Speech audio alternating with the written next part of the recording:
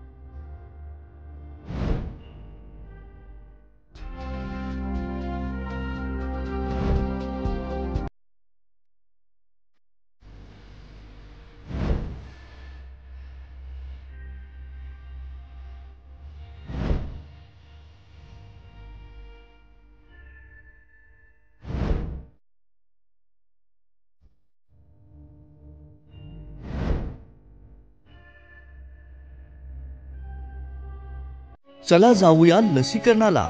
100% प्रतिसाद टीका उत्सवाला. एकजुटीनं साथ देऊ आपल्या सरकारला. मिळून सारे जिंकूया कोविड मुक्तीच्या लढ्याला. 45 वर्षापुढील नागरिकांच्या 100% लसीकरणाचं उद्दिष्ट पूर्ण करूया.